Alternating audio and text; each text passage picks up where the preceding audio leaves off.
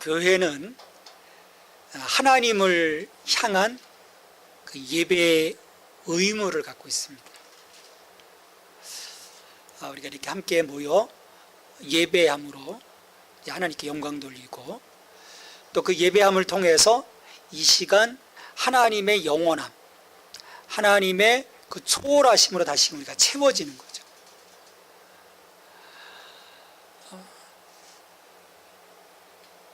예배에 나와서 뭔가 조금 좋아지고 뭔가 조금 기쁘고 그런 차원이 아닌 거예요. 실은 예배는 내가 하나님께 나를 올려드리고, 또 나를 올려드리는 그 마음을 하나님께서 받으시며 다시금 하나님의 그 영원하심, 하나님의 그 무한하심으로 채워주시는 거죠.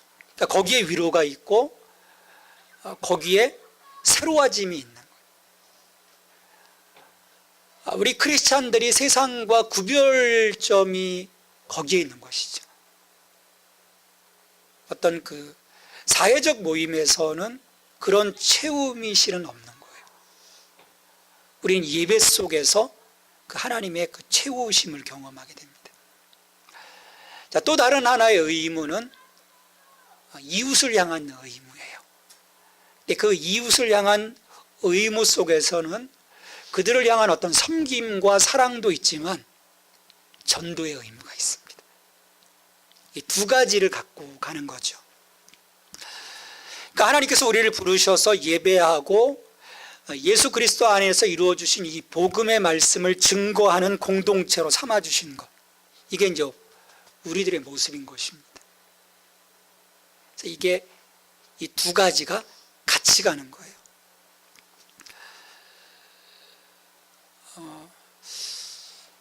그러니까 내가 그리스도 안에서 하나님이 베풀어 주신 그 영원한 그 생명과 구원에 대한 그 감격, 거기에 대한 기쁨이 경험된다면,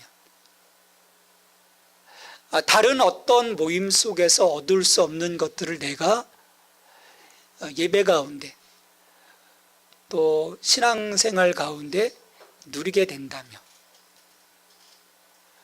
내 안에서 뭐가 올라오겠습니까? 내게 주신 그 가치에 대한 그런 뜨거운 마음들이 사실 올라오거든요. 우리 사람들은 감동받기 좋아하지 않습니까? 뭔가 그 자그마한 일에 어떤 감동이 있으면 그 감동을 이야기하잖아요.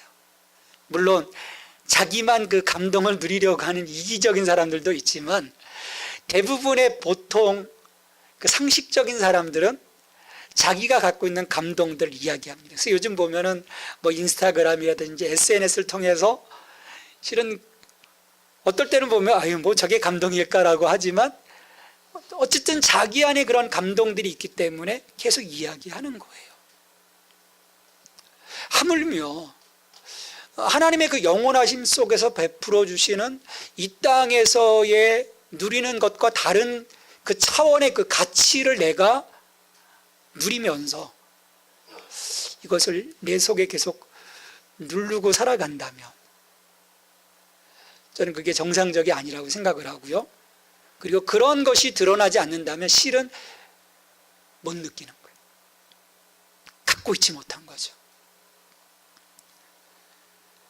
그러기에 내가 주신, 하나님께서 내게 주신 하나님 나라의 감동, 생명에 대한 감동이 있다면 나를 통해서 그 하나님 주신 감동들이 흘러갈 수 있도록 나를 도구로 올려드리는 것, 그것이 오늘에게 필요한 것이죠. 그래서 예배는 증거로, 그리고 다시 증거는 예배로 이어지면서 이게 끊임없이 순환이 되는 거예요. 그래서 우리 존 스투트 목사는요 그런 이야기를 해요. 책 속에서 이 세계의 이 교회가 이 하나님을 향한 예배와 이웃을 향한 그 전도의 의무를 정말 최선을 다해서 정말 감당했더라면 이 세계는 이미 복음화가 되었을 거라, 그런 얘기까지 하죠. 우리가 지속시키지 못하는 거예요. 어떤 그 감동도 주시지만 그 구령의 열정을 가지고 끝까지 지속해 가지 못한, 어느 시점에서는 그 열정이 사그라드는 그 문제가 뭘까? 우리가 좀 곰곰이 생각해 봐야 되겠죠. 더욱이 그때나 지금이나 기독교는 환영받지 못했어요. 참 좋은 건데, 괜찮은 건데, 가치 있는 건데, 참 사람들은요, 좋은 것보다 나쁜 것을 선호하는 그런 마음들이 있는 것 같아요. 사람들은 좋은 음식보다는 불량식품을 더 좋아하잖아요.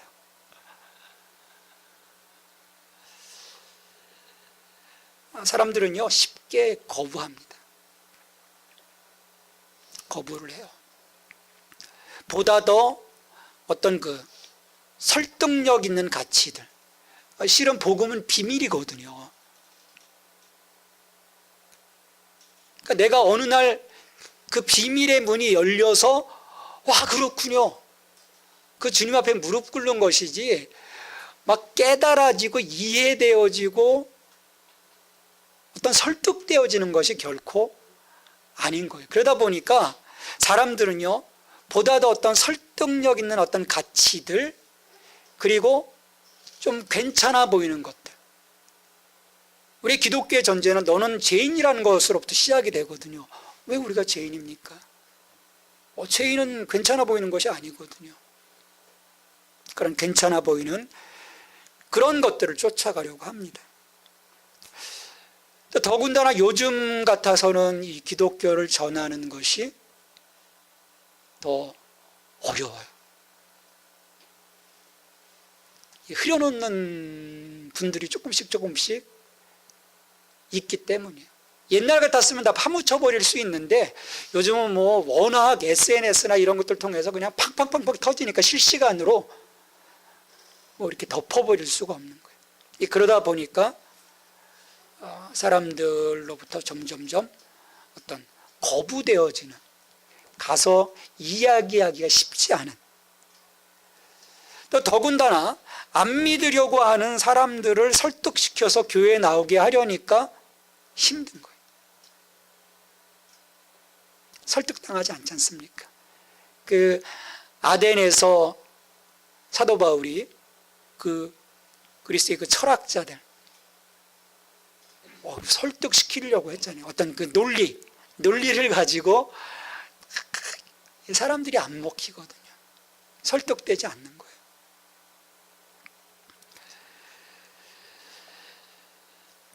자, 우리가 초대교회로 돌아가서 보면 오순절 성령 강림이 있기까지 이 초대교회의 어떤 그 모습을 보면 좀 복잡했어요. 생각들이. 예수님을 믿고 따랐는데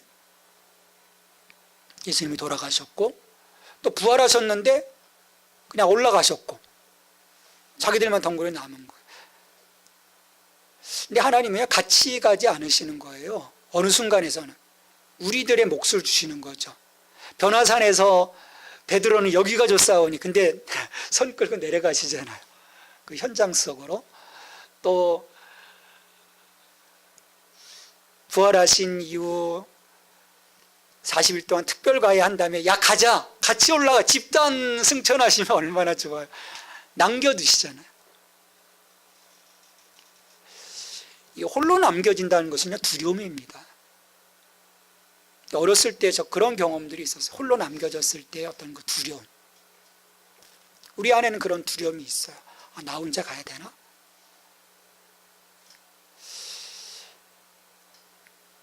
자, 그런 두려움 속에서 주님이 부활하셨음에도 불구하고 이제 모여 있는 거죠. 모여서 무슨 집회한 건 아니에요. 우리처럼 막 찬송하고 나팔 불 때 그게 아니죠. 조용조용. 왜? 드러나면 안 되니까.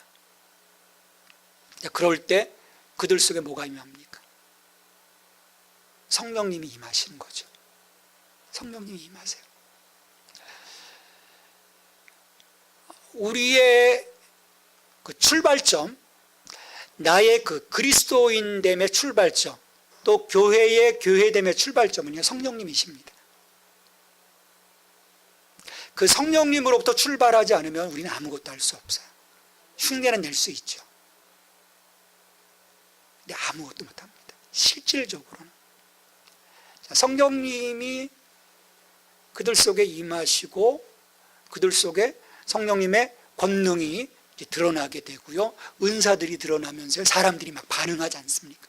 야, 저건 뭘까? 우리의 힘으로 가면요, 관심조차 갖지 않습니다. 근데 성령님으로부터 시작돼서 나아가면 사람들은 보기 시작하는 거예요. 그 반응을 보이는 사람들에게 베드로가 복음에 대해서 이야기하잖아요. 자기들의 경험, 자기들 안에 일어났던 어떤 변화를 이야기하지 않습니다. 예수 그리스도를 이야기하죠. 예수 그리스도를. 그럴 때 사람들이 반응해요. 들을 귀 있는 자는 들을지어다. 그 마음이 준비된 자들은요, 분명한 예수 그리스도의 그 복음을 드러냈을 때 이야기하기 시작해요. 우리가 어떻게 하면 좋겠습니까? 야, 내가 어떻게 하랴? 베드로가 이야기하잖아요. 회개하고 예수를 믿어라. 세례를 받으라. 사람들이 몇 명이 믿습니까?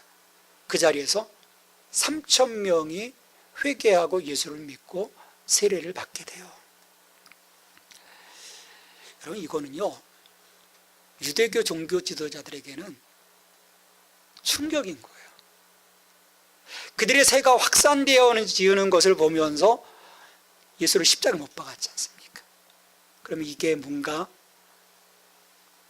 가라앉을 거라고 생각을 했는데, 그 억압 속에서 이들이 스스로 소멸될 거라고 생각했는데, 한순간에 3,000명이 예수를 믿게 되는 거예요.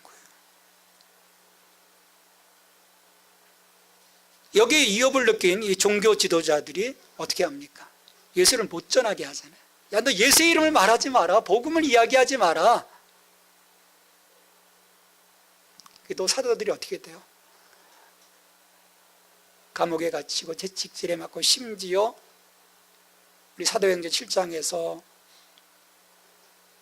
설교하다가 스데반이 순교를 하고, 또 그런 것으로 인해서 이 교회를 잔멸하려는 이 유대교의 이 책동에 의해서 사람들이 흩어지기까지 되죠. 근데 복음의 능력은 거기에 있습니다. 누르면 누를수록, 억압하면 억압할수록, 복음은요, 하나님의 능력이기 때문인 거예요. 우리 스스로도 난 안전할 거야. 내가 안전해도요, 그 복음의 능력 속에 감동받은 자가, 그 안에서 생명을 누리는 자가요, 난 안 할 거야 해도 다른 사람이 일어나는 거예요. 그게 복음인 거예요. 그래서 지난 2000년 동안 이 복음이 이 땅 가운데 확산되어져 왔고, 하나님의 나라가 이루어져 온 것이죠. 자, 유대교 종교 지도자들은 이렇게 억압하면 이게 뭔가 그쳐질 거라고 생각을 했는데, 그 핍박 가운데서도 이 복음의 확장은 멈추지 않고 있습니다. 빠르게 번져나가는 거예요. 이 세상 일들은요, 어떤 그 힘으로 누르면 그쳐지게 돼 있어요. 근데 복음은 그런 것이 아니라는 거죠. 그러게 우리는 이 흐름 속에 우리 자신을 그냥 드릴 수 있어야 돼요. 이 복음의 흐름 속에. 왜냐하면 내가 이 복음의 흐름 속에 속하지 않으면 나는 도태되지만 하나님의 나라는 영원하기 때문입니다. 그러니까 하나님은요, 우리에게 분명하게 말씀해 주시는 거예요. 네가 아니더라도, 네가 아니더라도 하나님의 영원하신 그 계획들은 멈추지 않는다라는 거예요. 우리가 그 영원하신 하나님의 계획 속에 언제나 나를 드릴 수 있는, 그래서 로마서 6장에서 너를 더 이상 불의의 병기가 아닌 의의 병기로 드리라는 거예요. 하나님이 쓰실 수 있도록.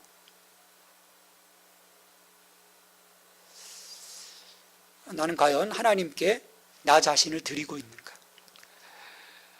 우리가 이 신앙함에 있어서는요, 굉장히 이기적인 부분들이 참 많아요. 하나님 내게 주세요. 근데 실은 하나님의, 우리의 부르심의 목적은 하나님의 영광이거든요. 철저한 하나님의 영광입니다.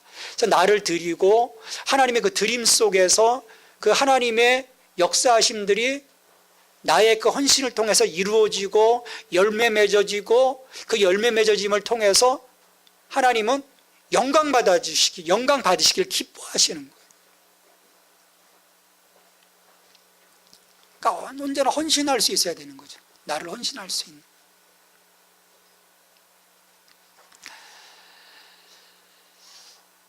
다시 본문으로 돌아가서 우리가 한번 생각해 보는 거죠. 자, 예수 믿는 것 때문에 핍박을 받았어요. 자, 그리고 흩어졌어요. 그러면 상식적으로 생각하면 어떻게 해야 되는 게 맞겠습니까? 숨어야죠. 베드로가 부인했던 것처럼, 너 예수 믿는 무리지? 아니야. 왜냐면 그 자리에서 나 예수 믿어 라고 하면 똑같이 처벌당하니까. 지금 잔멸한다고 하는 것은요, 씨를 말리겠다라는 거예요. 씨를 말리겠다. 씨를 말려버리겠다. 그래서 그 핍박을 피해서 도망을 가는 과정 속에 그 핍박의 단초를 제공한 예수님을 전한다. 이게 정상적인 사람들일까요? 우리가 상식적으로 생각하면 비정상적인 사람인 거예요. 근데 이들은요, 예수 그리스도 안에서 이루어주신 그 하나님의 복음의 말씀을요, 전합니다.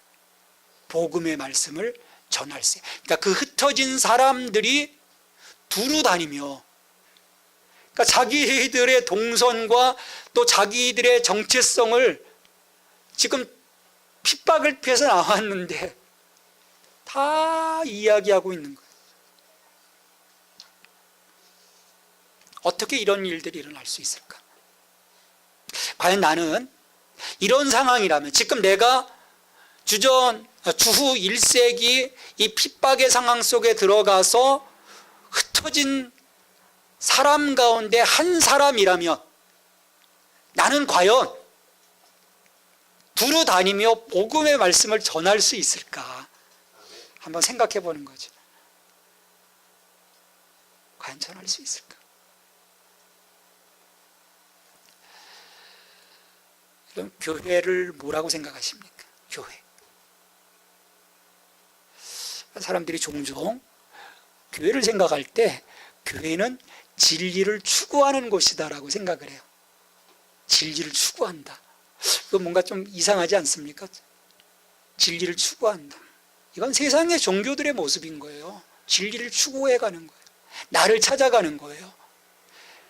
그 열등한 그 나 자신으로부터 시작해서 하나하나 벗어버리며 해탈해 가면서 열반에 이르기까지 진리를 추구하는 과정, 그건 세상의 종교들입니다. 여러분, 우리는 진리를 추구하는 게 아니에요. 언제까지 진리를 추구할 건데요? 사람들이요, 착각해요. 교회 안에 들어와서요, 여전히 찾고 있어요. 진리를 추구해요.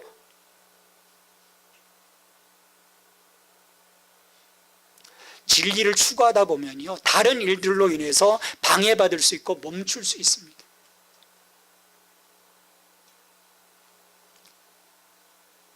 이미 진리는요, 하나님이 던져주셨어요. 여기에 있어요.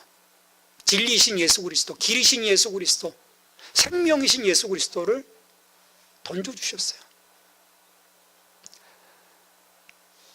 하나님 자신이 이 땅에 오심으로써 그 성육신적 선교를 통해서 하나님은 자기 자신의 그 진리 되심을 그냥 던져주신 거예요. 선물로 주신 거예요. 기독교는요, 그 진리를 추구해 가는 것이 아니라 그 진리 되신 예수 그리스도를 믿음으로 받는 것입니다. 내 안에 그분을 주님으로 모시는 것, 그것이 기독교예요. 그래서 그 진리 되신 예수 그리스도가 내 삶에 들어와서 나를 변혁시키고 새로운 피조물, 강력한 인생으로 하나님 바꿔주시는 거예요. 그 어떤 상황 속에서도, 이 지금 핍박 속에, 흩어짐 속에서도 그 또 다른 제2의 핍박에 대한 두려움을 갖지 아니하고 그 진리신 예수 그리스도를 증거하게 되는 그런 모습으로 하나님이 우리를 세워주시는 것입니다. 이게 우리의 소명인 거예요.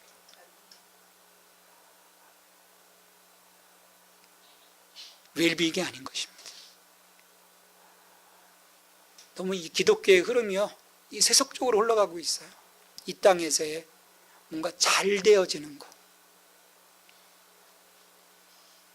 이 땅에서의 잘됨이 과연 무엇이겠습니까? 잘됨이 뭐겠어요? 우리는 자꾸 착각하는 거죠. 그 만몬이라고 하는 거대한 우상 속에 우리의 그림이 잘못되어져 있는 것입니다. 그 허황된 것들을 우리가 버리는 그 순간에 우리 안에 보석이신 예수 그리스도로 말미암아 정말 보석 같은 인생이 그때서야 비로소 펼쳐지게 되는 거예요. 그런 사람들은 두려워하지 않는 거예요. 그 어떤 상황 속에서도 나와 동행하시는 진리이신 예수님 때문에 나가서 그 복음의 말씀, 그것들을 증거할 수 있는 것입니다. 자, 오늘 말씀에서도 보면, 자, 이들이 흩어져 가는 과정 속에 한 사람이 지금 등장을 해요. 빌립이에요. 빌립은 누굽니까? 7 안수 집사 가운데 한 사람이에요. 스데반은 그냥 강력하게 한 방을 날리다가 돌 맞아 죽어 숨겨 있는데요. 빌립은 또 길게 간 사람입니다. 자, 이 빌립이 어디로 가냐면 사마리아로 가요. 자, 유대인과 이 사마리아인의 사이는 앙숙입니다. 원수입니다. 원수예요.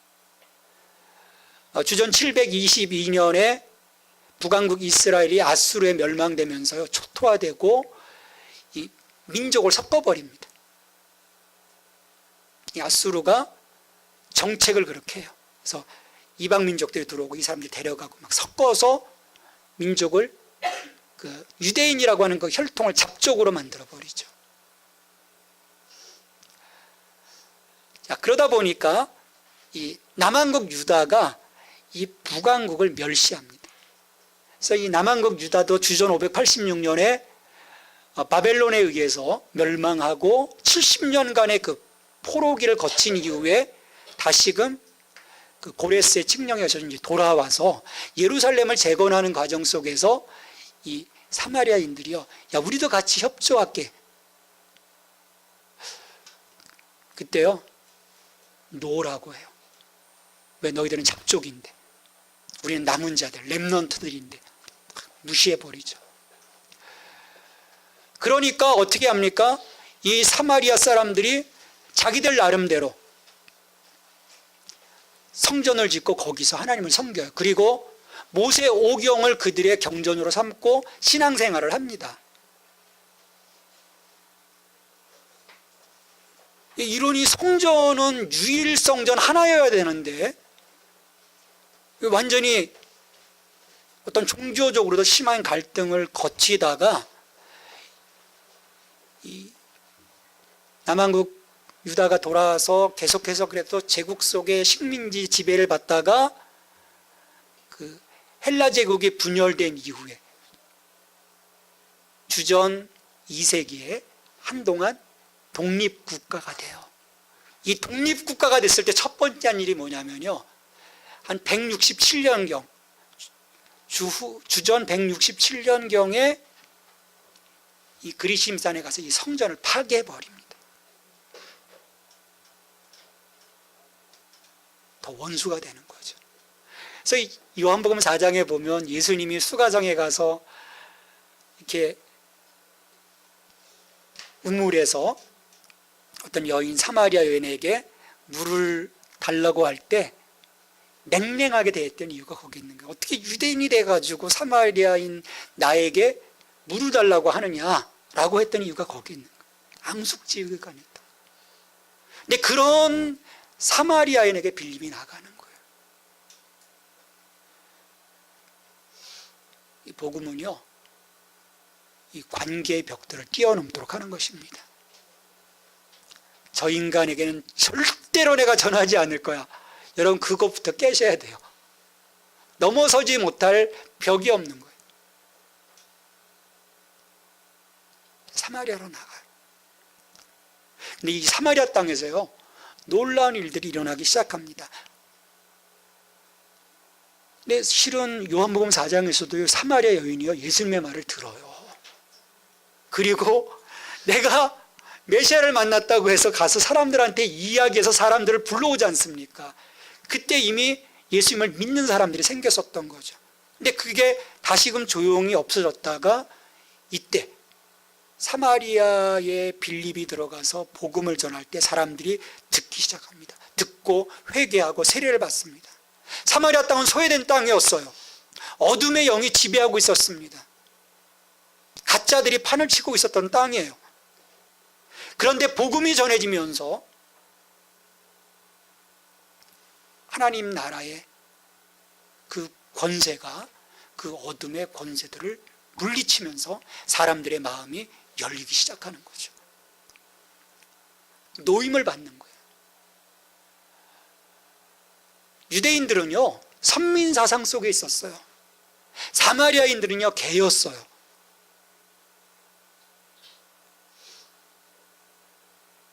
그런 사람들에게 전할 이유가 없었던 거죠.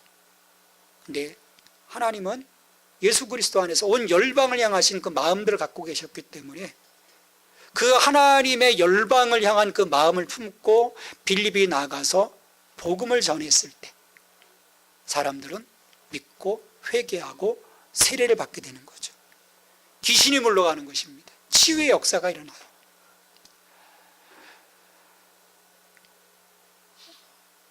빌립이 나가서 예수 믿어보세요. 예수 믿으면요 평안해지고요, 예수 믿으면요 근심 걱정이 없어지고요, 그걸 전한 것이 아니에요. 우리의 경험, 우리의 생각, 우리의 판단이 아닙니다. 그냥 복음이신 예수 그리스도, 그 복음의 실제이신 예수 그리스도를 그들에게 던져준 거예요. 당신들은 죄인입니다. 하나님이 예수 그리스도 안에서 여러분들을 용서하기를 원하시고 예수 믿음을 통해서 구원해 주시기를 원하십니다라고 하는 아버지의 마음을 그들에게 전한 거예요. 그게 복음의 말씀이에요.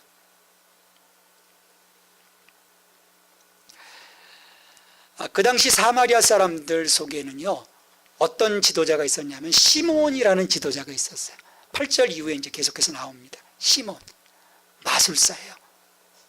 마술사. 근데요, 그 마술의 사람들은요 놀래요. 그래서 야, 이거 하나님의 능력이다라고까지 이야기를 합니다. 그러니까 이 시몬이요 자칭 나는 큰 자다라고 이야기해요. 그래서 이 시몬이라는 사람의 사마리아 사람들이 이미 솔타이 돼 있었어요. 귀속되어 있었어요. 근데 그런 그들의 그 억압의 틀을 복음의 역사가 깨뜨려 주신 거죠. 오늘도 보면요, 이 현대를 살아가는 그 많은 사람들 또한 이 시몬과 같은 이들에게 종속되어 있어요. 마술사 시몬. 마술은 뭔가 해내잖아요. 우와, 저런 것을 해냈어. 우와.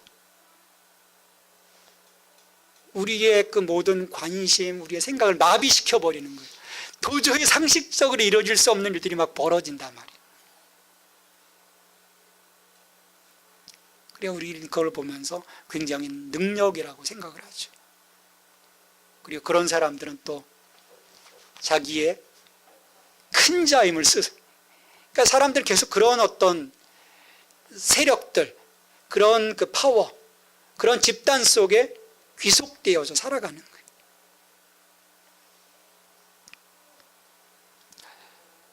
어떤 면에서는요, 종이 되고 노예가 되는 것입니다. 여러분 한번 생각해 보세요. 혹시 내 삶의 주변에 마술사 시몬은 없는지, 나의 수준을 뛰어넘어 나를 장악하고 있는 이 마술사 시몬은 없는지, 그게 최고인 것처럼 우리는 여기고 살아가는 거예요.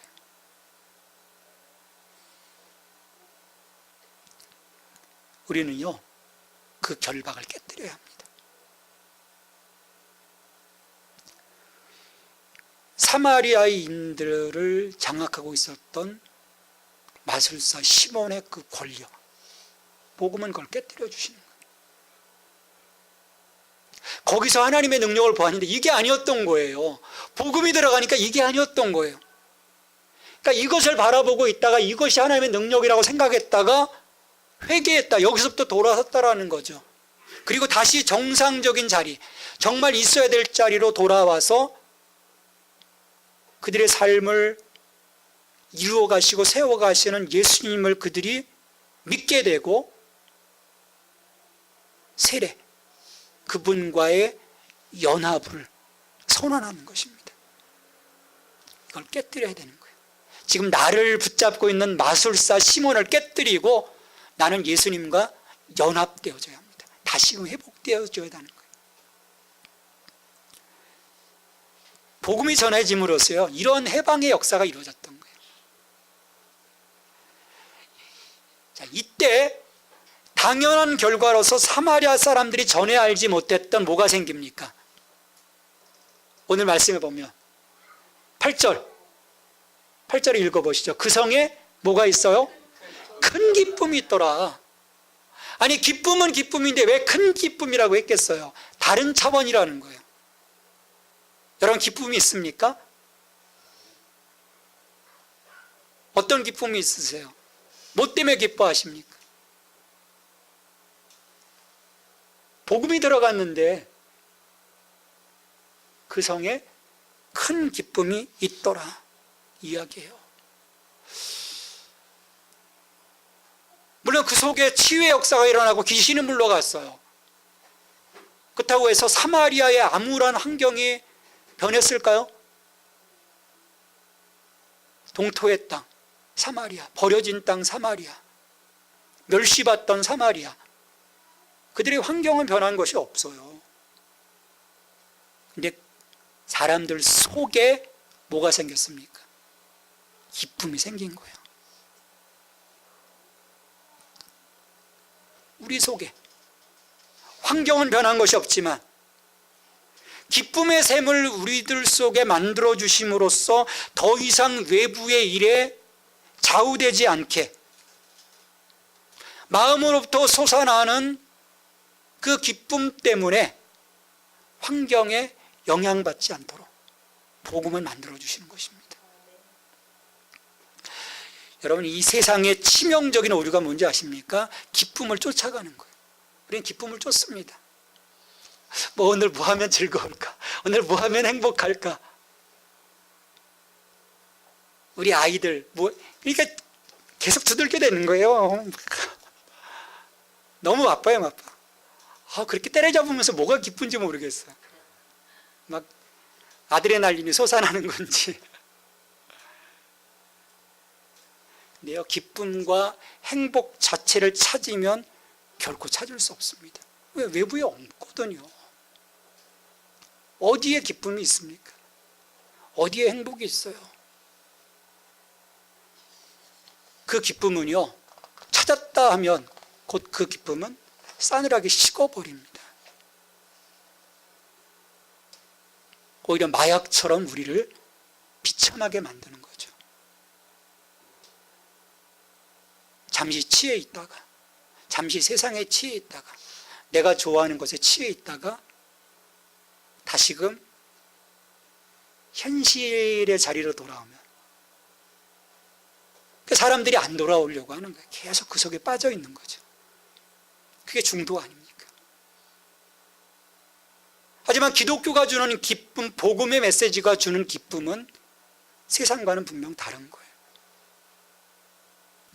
이것은 항상 진리를 믿은 결과로 찾아오게 됩니다. 진리를 믿은 결과. 지금 빌립이 나아가서 전한 그리스도, 사마리아 성에 내려가 그리스도를 백성에게 전파하니 그들에게 전파한 그 메시지, 그 예수 그리스도, 그것을 믿은 결과 행복해진 거예요.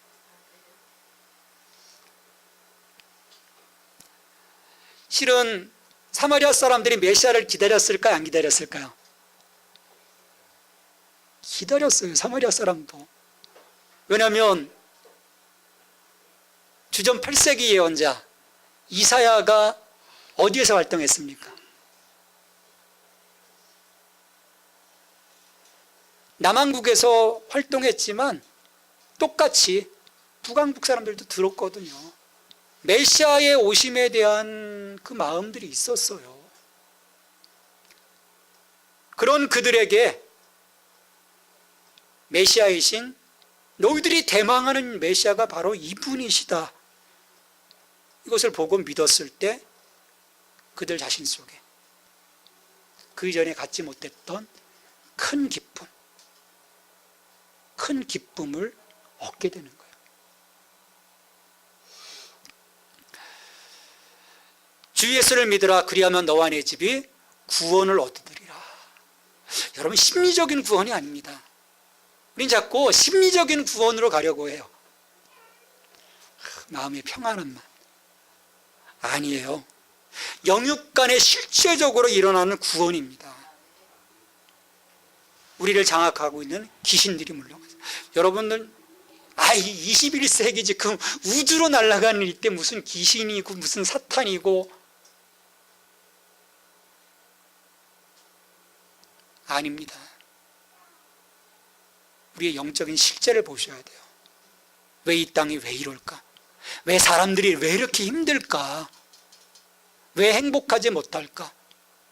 왜 어두울까? 지금도 벌써 다 심각하세요. 전철간에 이렇게 마주보고 있으면요, 심각해요. 다들 죽을 상이잖아요. 웃으면요, 그래서 제가 그랬어요. 한번 웃어보려고 하면요, 사람들이 저를 이상하게 또 봐요. 저 미친놈 아닌가? 웃을 수 없는 세상, 드러내고 웃을 수 없는 세상이라는 거죠. 근데 그 속에 복음은 기쁨을 주는 거예요. 귀신이 물러가게 하고 질병이 낫고, 이 땅에서의 삶의 해방의 기쁨이 주어졌을 뿐만 아니라 우리들의 미래가 분명해지는 거예요. 영원한 생명입니다. 자, 이렇게 우리 하나님께서 예수 그리스도 안에서 이루어 주실 영원한 미래에 관한 진리를 듣고 믿었다면 우리는 그 어떤 상황 속에서도 우리와 함께 하시겠다고 약속하시는 하나님 때문에 감사할 수 있는 거죠. 찬송할 수 있는 거죠. 기뻐할 수 있는 거예요. 여러분, 바울과 실라가 온몸에 채찍을 맞고 착고에 채인 그 빌립보 감옥에 갇혔을 때 이런 그 마음에 하나님을 향한 감동과 믿음이 있었기 때문에, 야, 내일 우린 잘못하면 죽을 수도 있을 거야 라고 하는 그 고민 속에 아파하고 힘들어하지 않고요, 그건 다 맡겨놓고 하나님 앞에 찬양할 수 있었던 거죠. 그럴 때 우리 인생 가운데 기적이 일어나는 것입니다. 그럴 때 우리 인생 가운데요, 능력이 나타나는 거예요.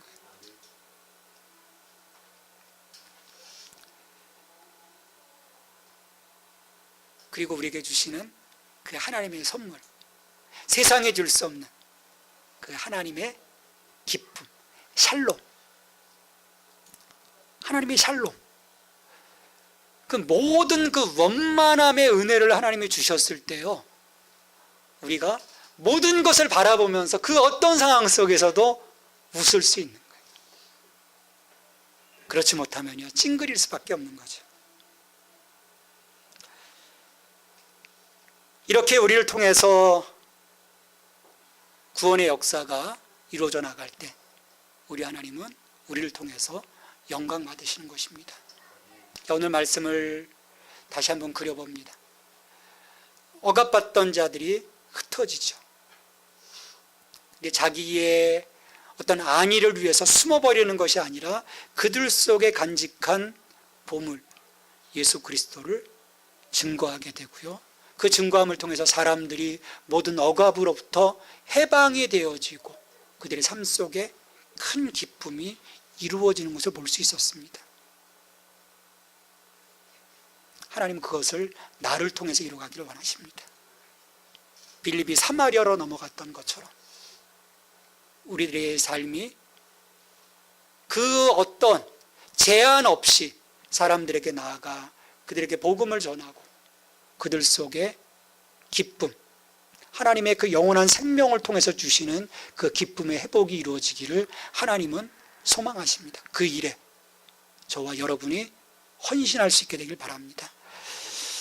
하나님, 오늘도 우리를 불러주시고 우리로 하여금 예수 그리스도와 함께 동행케 하여 주심을 감사드립니다. 주님, 우리 안에 주신 감동이 있습니다. 우리 안에 주신 기쁨이 있습니다.